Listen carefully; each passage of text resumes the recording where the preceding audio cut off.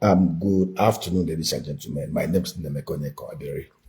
I've heard people argue, oh, interest rate is so high at 35% because MPR is 27.5%, and therefore borrowing rate for businesses have actually gone so high. And therefore the cost of productivity has also gone high, which will impact the overall price of goods and services, which at the end of the day will push up inflation. Good argument. But the truth is that what Oluyemi Cardoso is doing today is actually what has saved our economy from going down the cliff. The only instrument available to him is what he's playing with. And I want to break this down as much as possible. What is the cause of inflation? Basic economics 101. When there are too much money chasing few goods, when we have less productivity than the demand, inflation sets in.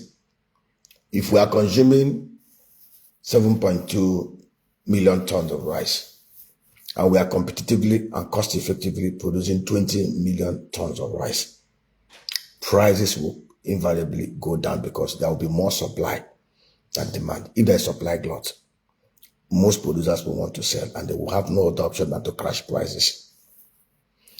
If we are producing and exporting $250 billion worth of agro commodities, just the same way Netherlands is doing 120 billion euros from 1.5 million hectares of land and 200,000 farmers. If we are producing 2.8 million barrels of crude and condensate, and we are refining everything we consume here and we are exporting the excess, we will have more dollar inflow into Nigeria than outflow. And when you have more dollar demand, the more dollar supply, the more dollar demand, the Naira will stabilize and appreciate greatly over the US dollar. We had a stable forex market and price stability in the 60s because we had more productivity, we had more export, we had more economic activities going on than we have today. So we understand Oluyemi Cardoso does not print dollar.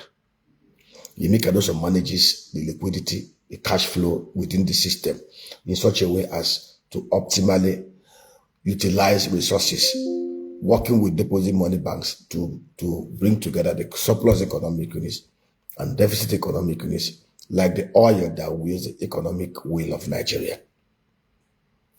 It was easy for Sanusi Lamido Sanusi. It was easy for Charles Soludo to maintain some level of FX stability because they were awash with dollar inflow. Under Goodluck Jonathan, we are receiving on average, NNPC was doing on average about $3.54 billion to the information account to the CBN. When Oluyemi Cardoso took over, he was receiving practically less than even $700 million. So you can understand that the only option available to him is to jack up the monetary policy rate. Let me tell you what he intended to do. By jacking up the monetary policy rate, there are investors in Japan who have their monies in instruments that pay less than 1% in other countries with low interest rates. And because he's willing to hedge and give them hedges, help them to hedge their inflows, those guys are willing to bring in their funds, buy debt instruments in Nigeria, short term, 1 year, 2 years, 1 year, 1 year, short term debt instruments, inflow dollar into the federation account. The dollar availability will help us to continue to do a lot of transactions and trade and commerce within the system. And because there are guarantees that they have also seen clearly that Nigeria is not that too illiquid. So what Oluyemi has been doing is, as one is maturing, he's borrowing more. As the other group is maturing, he's taking more. At least the portfolio investors, the hot money people, are making more money out of Nigeria. But we have FX stability. Now, if we want to reduce the MPR rate, if we want Oluyemi to reduce MPR rate to single digit, if we want the Naira to become 200 Naira to $1 US, what we need to do is to look at those on the physical side. Mr. President and his ministers, the governor and his commissioner, local government chairman and his councillors, What are they doing at their level to enhance productivity, to ensure protection of lives and properties, to provide ease of doing business that will make investors inflow funds into Nigeria? And like I've said it to you, if today Yemi has $400 billion coming into Nigeria and our import bills is just about $100 billion, and those $100 billion are not monies being stolen and looted and used to go and buy properties and flights out of Nigeria, and those monies are being used to import equipment, machineries to catalyze productivity here, and people are seeing it. The way the Naira will gain over, the way the dollar will crash in Nigeria will shock everybody. But as of today, those on the physical side are not doing it. Basically, what they are doing is rinse, repeat, rinse. And what has that rinse, repeat? Share fact, steal, loot, buy properties, find a way of taking the monies out of Nigeria. That was exactly what happened under Buhari and Emefiele. We had $630 billion inflow between 2015 to 2023 through diverse sources. We had only for $60 billion outflow. Net, we should have had at least 180, but most of those monies got filtered away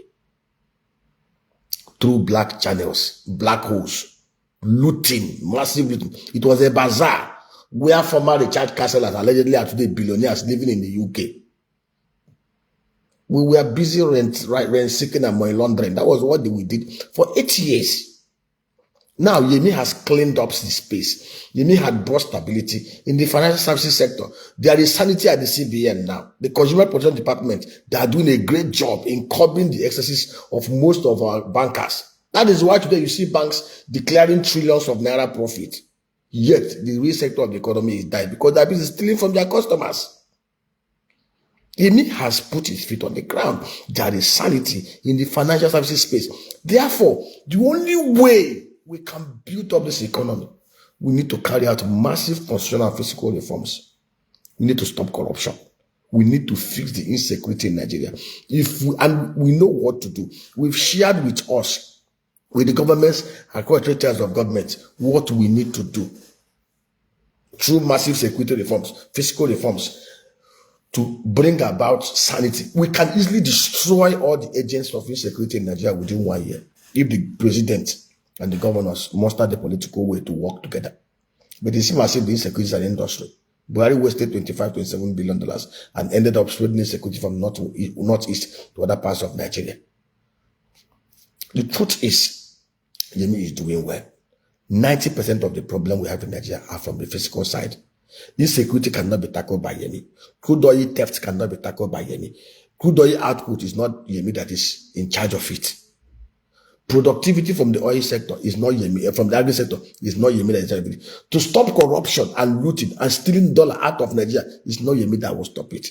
Yemi has done what he can do within his utmost best, using the monetary policy instrument available to him. If you want Yemi to reduce NPR from 27 to single digits, ask Mr. President and the ministers, the governor and the commissioners and local government chairmen to slay insecurity, to ramp up crude oil output to 3 million barrels a day, to refine, to get the 3 refineries in Nigeria working, to support Aliko Dangote, and then to help boost security in Nigeria so that investors, both local and domestic and foreign, can go to bed and sleep with their 2 eyes closed.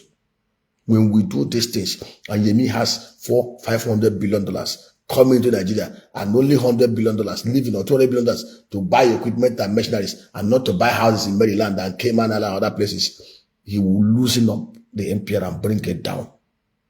That is the truth. This is as simple as ABC. Let us stop wasting our time. Let us do the right thing. Thank you. God bless. I remain Nemeka Onyeka. Let us do the right thing. This country ticks the right boxes to become a $2.7 trillion economy that it would have been if we had not derailed in 1970 and going forward. Thank you and God bless.